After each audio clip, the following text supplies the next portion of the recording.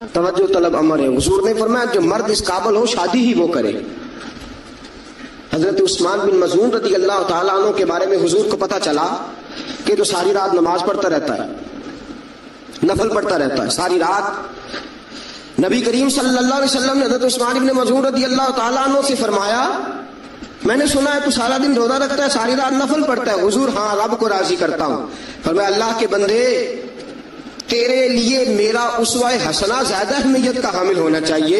میں روزہ بھی رکھتا ہوں، افطار بھی کرتا ہوں، میں نماز بھی پڑھتا ہوں اور آرام بھی کرتا ہوں، میں اپنی بیوی کے پاس بھی جاتا ہوں، اس کے حقوق بھی ادا کرتا ہوں۔ فرمایا میں وہ سارے کام کرتا ہوں جو تجھے کرنا چاہیے۔ رسول پاک علیہ السلام نے فرمایا سن، تیرے ماں باپ کا بھی تجھ پہ حق ہے، تیرے وجود کا بھی تجھ پہ حق ہے، تیری آنکھ کو آرام کی ضرورت ہے اس کا بھی تجھ پہ حق ہے، اور حضور نے فرمایا ساری رات نماز نہ پڑھا کر، تیری بیوی کا بھی تجھ پہ حق ہے، وہ تجھے ادا کرنا ہے۔ اللہ کی بارگاہ میں وہ جا کے سوال کرے گی، وہ تیرا گریبان پکڑے گی، تجھے ان چیزوں کا خیال رکھنا۔ حضرت عمر فاروق رضی اللہ تعالیٰ عنہ نے فرمایا تھا کوئی فوجی 4 مہینے سے زیادہ اپنے گھر سے غیر حاضر نہ رہے، بیوی کا حق ہے اس کے پاس آئے، اس کو وقت دے، اس کو وقت دے۔ جو لوگ ملک سے باہر رہتے ہیں نا، چلو بامر مجبوری ہے، مجبوری کے معاملات ہیں، ان کو اپنی بیویوں کو زیادہ شکر گزار ہونا چاہیے، زیادہ شکر گزار ہونا چاہیے۔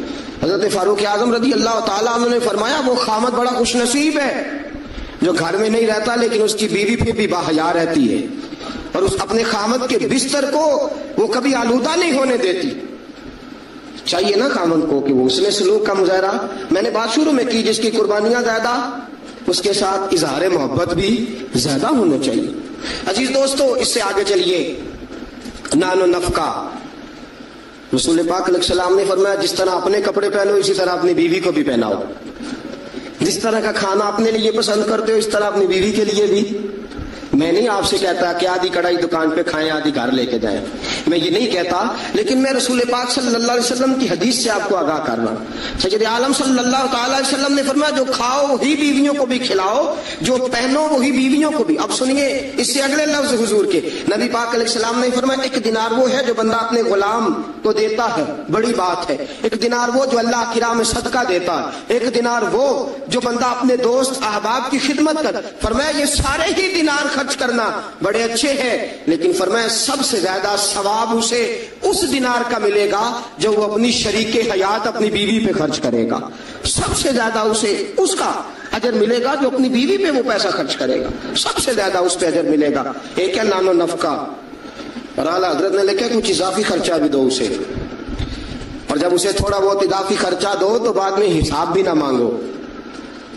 حساب اعتماد ہونا چاہیے، تمہیں اعتماد ہونا چاہیے کہ تمہاری بیوی کوئی غیر شرعی حرکت نہیں کرتی، لیکن اگر تم اسے اضافی خرچہ دو تو اس سے حساب دیکھیں۔ اس میں کتنے میٹھے پہلو ہیں، ہو سکتا ہے کہ اس کے میکے میں کوئی حاجت ہو تو وہ کسی طریقے سے پوری کرتی ہو سکتا ہے کچھ ایسی ضروریات زندگی ہوں جن کو وہ اپنے خاوند کے سامنے بیان کرنا اپنے خاندان کی عزت کے لائق نہ سمجھتی ہو، اسے دو خرچہ اضافی، لیکن بعد میں اس سے استفسار نہ کرو۔ ہاں اگر تمہیں شک ہے کہ کوئی ایسا کام ہو رہا ہے جو گھر کی عزت کے خلاف ہے، پورا اختیار حاصل ہے تمہیں بات کرنے کی۔ جاگیے ذرا، آنکھ کھولیے اور میری بات بڑی توجہ سے سنیے۔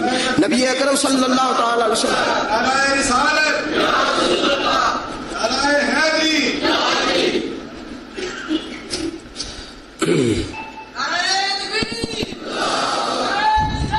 اچھا نبی کریم صلی اللہ تعالی علیہ وسلم نے فرمایا اس پر مال خرچ کرو۔ اور ایک اور شرعی مسئلہ آپ کو بتا دوں، خاوند ہو کنجوس، کٹھن مسئلہ ہے نا، اور وہ بیوی کو ضرورت کے پیسے بھی نہ دیتا ہو تو اس عورت کو اجازت ہے کہ خاوند کی اجازت کے بغیر اس کے پیسے لے کے استعمال کر سکتی ہے۔ شریعت نے اجازت دی ہے نا اسے۔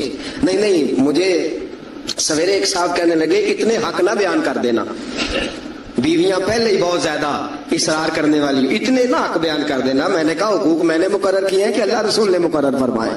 اگر اللہ رسول نے مقرر فرمایا تو میں تو راوی ہوں نا، میں تو ایک راوی، ایک درمیان میں صرف واسطہ ہوں کہ میں نے کہیں سے پڑھا اور آپ تک پہنچا دیا۔